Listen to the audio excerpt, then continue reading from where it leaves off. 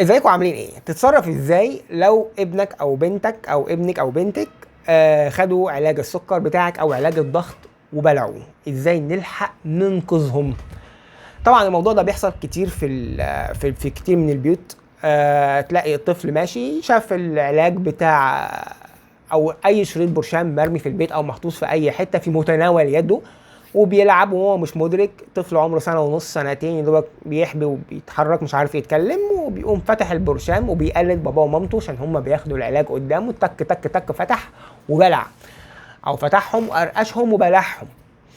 ماشي. ففي الحاله دي طبعا انت المفروض تلحق تتصرف بسرعه. الموضوع ده حصل معايا كمان، واللي خلاني اتكلم فيه حصل معايا في الصيدليه من كام يوم، لما واحده نازله من عند دكتور القلب اللي فوقيه وصرفت لها العلاج، وكان من ضمن العلاج علاج للضغط اسمه النيفيلوب.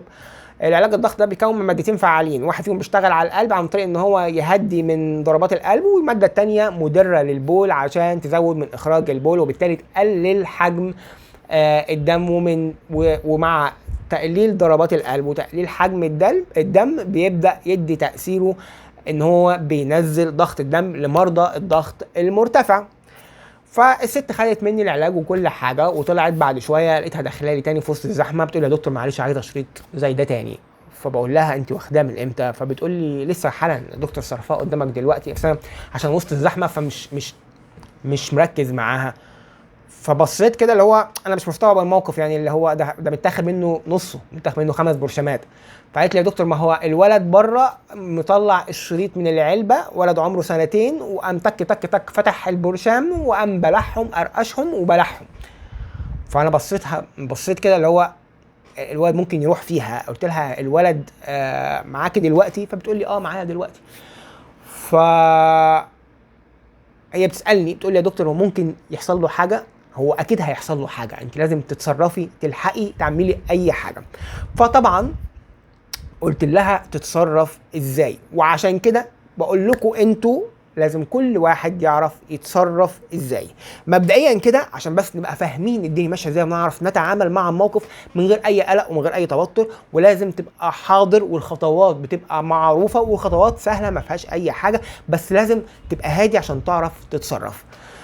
اي قرص انت بتاخده بياخد فتره من 20 دقيقه ل 30 دقيقه بيبقى موجود في المعده. احنا عامه الجهاز الهضمي بتاعنا معده، الحاجه بتتحرك من المعده بعدها على الاثنى عشر، ومن الاثنى عشر بتتحرك على الامعاء الدقيقه، وفي الامعاء الدقيقه بيبدا يحصل امتصاص اي حاجه من اكل او شرب او علاج، ويبدا يدخل الدم ويبدا يدي تاثيره.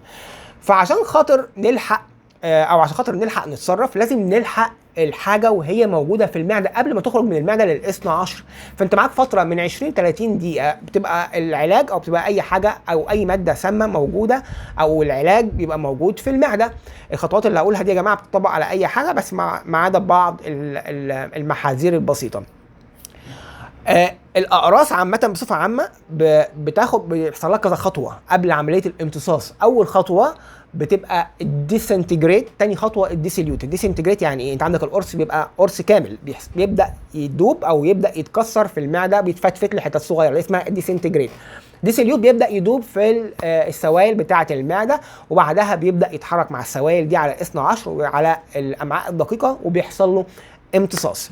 طيب عشان الحق المفعول بتاع الاقراص دي ما يظهرش او ما يحصلوش امتصاص، لازم الحق اخرج الاقراص دي من المعده في اول 20 دقيقه ل 30 دقيقه، ويفضل لو 20 دقيقه، وكل ما بيبقى بدري كل ما يبقى افضل. طيب هلحق اتصرف ازاي يا دكتور واعمل ايه؟ ما احنا مش عارفين يعني. بمنتهى البساطه الاسعافات الاوليه بتقول هات كوبايه ميه دوب فيهم معلقتين ملح كبار وشربهم للطفل. الملح هيخلي الطفل يرجع اللي هو كله على طول او اللي هو شربه على طول.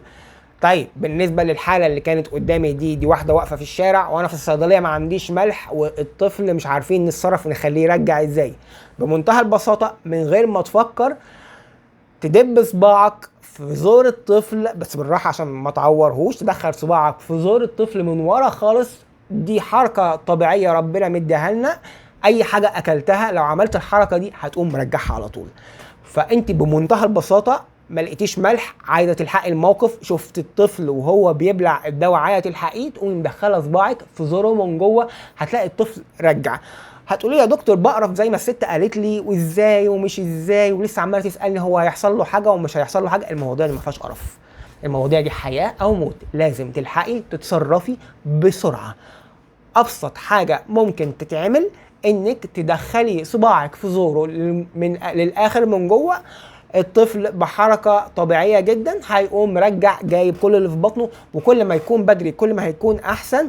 وفي الغالب لو كان لسه شايفاه قدام عينك وبلعهم، لو عملت الحركه دي انت ممكن هتلاقي الاقراص لسه ما دابتش، هتلاقيها لسه حيه سليمه، هتطمني اكتر.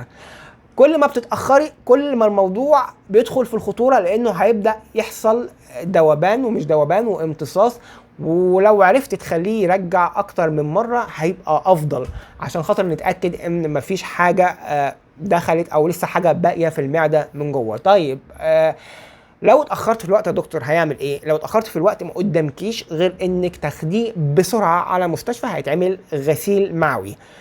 لو لحقتيه في اول نص ساعه خليه يرجع مبدئيا، وبرضه الحقيه على مستشفى عشان خاطر نشوف ايه اللي حصل. وخدي معاكي البرشام اللي خده عشان توريه للدكتور بتاع الطوارئ، عشان يلحق يتصرف، يلحق يديله حاجه تعكس الافكت او تعكس المفعول اللي عمله البرشام. يعني مثلا واحد انا اعرفه ابنه خد برشام السكر، فبرشام السكر بديهيا هيحرق للطفل السكر، ممكن هيدخله في غيبوبه سكر.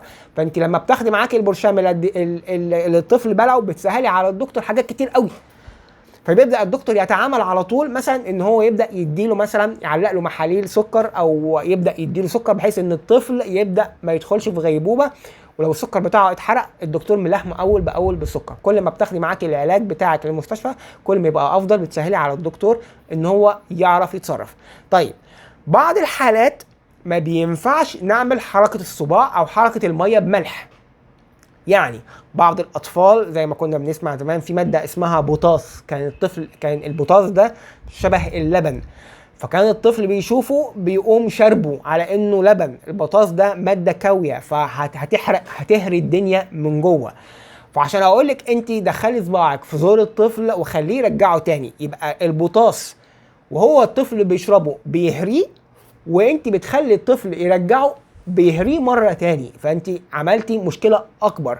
في الحاله دي احنا بناخد الطفل على اقرب مستشفى، لازم يتعمل له غسيل معوي. هما بيدخلوا تيوب من جوه وبيبداوا يسحبوا الحاجات اللي هو شربها، وبيبداوا بعد كده يتعاملوا ويتصرفوا على انهم يعالجوا الافكت اللي حصل من اللي اتشرب ده، سواء بقى كلور، سواء بوتاس، سواء اي حاجه اتشربت. ممكن تبقى ماده كاويه تهري، هي داخله هتهري وهي طالعه. ارجوكم يا جماعه ما نسيبش الادويه في متناول الاطفال الصغيره. ارجوكم يا جماعه نخلي بالنا ونحط عينينا على الاطفال، وسرعه البديهه وسرعه التصرف في المواضيع اللي زي كده وهدوء الاعصاب مهمه جدا جدا عشان نلحق ننقذ الطفل. ربنا يحمينا ويعافينا ويحمي اطفالنا من كل سوء وكل مكروه. والفيديو مهم يا جماعه، ضروري جدا تشيروه عشان خاطر كل الناس تاخد بالها وكل الناس تعرف هتتصرف ازاي في المواقف زي دي.